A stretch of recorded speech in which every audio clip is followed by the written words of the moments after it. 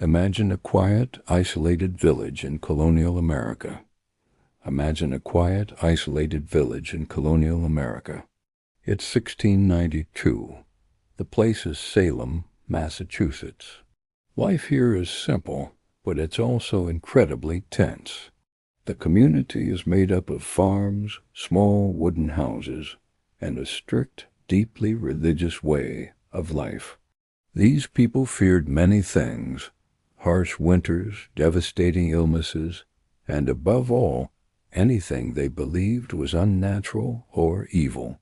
In this fragile world, all it took was a single whisper to ignite a firestorm of panic that would consume an entire town.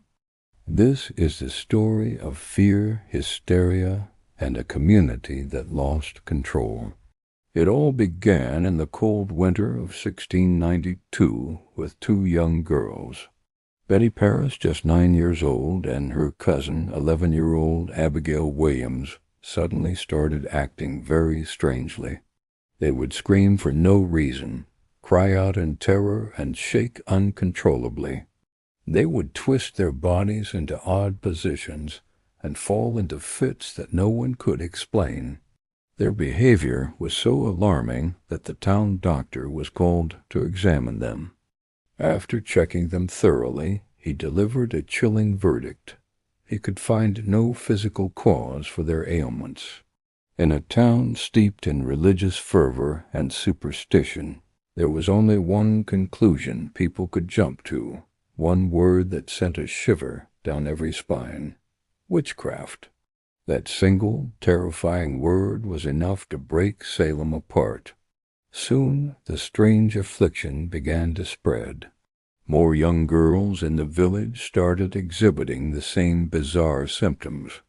They would have fits during church sermons, claim to see invisible specters, and cry out in agony. No one knew what was causing it, but in their terror, everyone desperately wanted someone to blame. Under pressure from the adults, the afflicted girls finally pointed their fingers, accusing 3 women of tormenting them. The first was Tituba, an enslaved woman in the Paris household who told the girls stories of magic from her home in the Caribbean. The second was Sarah Good, a homeless woman who often begged for food and muttered under her breath when turned away. The third was Sarah Osborne, an elderly woman who rarely attended church and was involved in a property dispute with one of the most powerful families in town. These 3 women were outcasts, easy targets. The town was shocked and horrified. Could it be true? Could witches really be living among them? The 3 accused women were arrested and subjected to intense questioning. Under immense pressure and likely in fear for her life, Tituba gave a dramatic and detailed confession. She told the magistrates that she had signed the devil's book and that there were other witches in Salem, hiding in plain sight, working to destroy the community. We'll never know if she said this to protect herself, believing it was what her interrogators wanted to hear, or if she genuinely believed it herself. But the effect was immediate and catastrophic. Her confession was the match that lit the fuse. The town's worst fears had been confirmed. The devil was in Salem. Once the idea of a widespread witch conspiracy took hold, the accusations exploded. Hysteria gripped the village, and the situation spiraled out of control. It was no longer just about a few outcasts. Neighbors began accusing neighbors. Friends turned on friends, and in some tragic cases, even family members accused each other. The reasons for an accusation could be almost anything.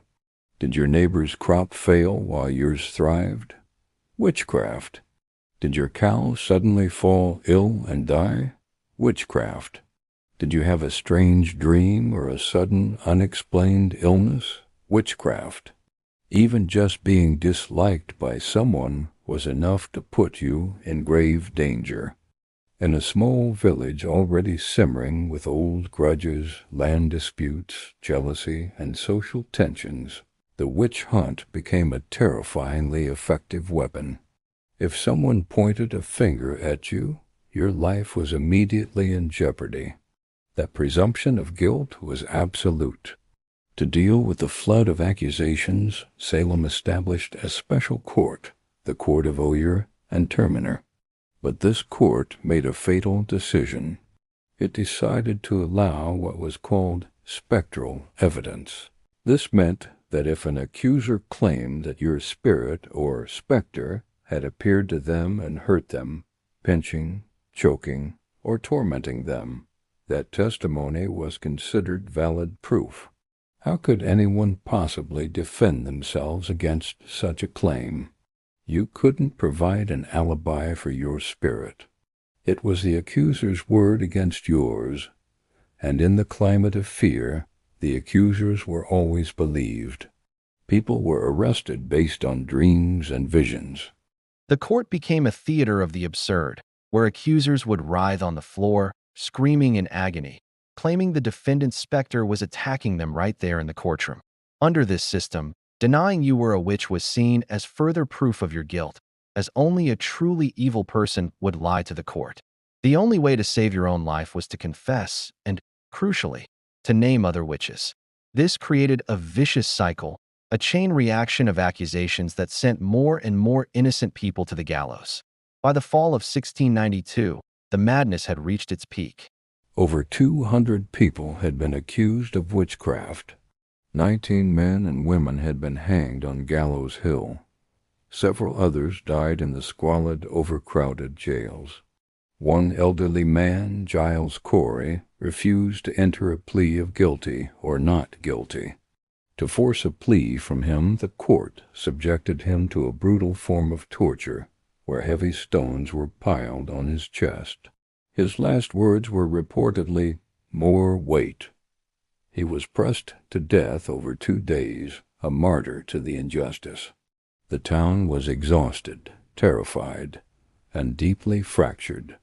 The jails were full, the fields were neglected, and a dark shadow hung over everything.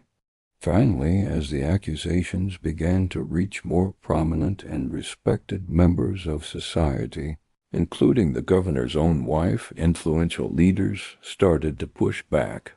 Prominent ministers like Increase Mather argued that it was better that 10 suspected witches escape than that one innocent person be condemned. The public mood was shifting. People began to question the validity of the trials and the reliability of the afflicted girls. The turning point came in October 1692. The governor of Massachusetts, William Phips, stepped in and officially dissolved the special court. He ordered a halt to the arrests and, most importantly, he banned the use of spectral evidence in any future trials.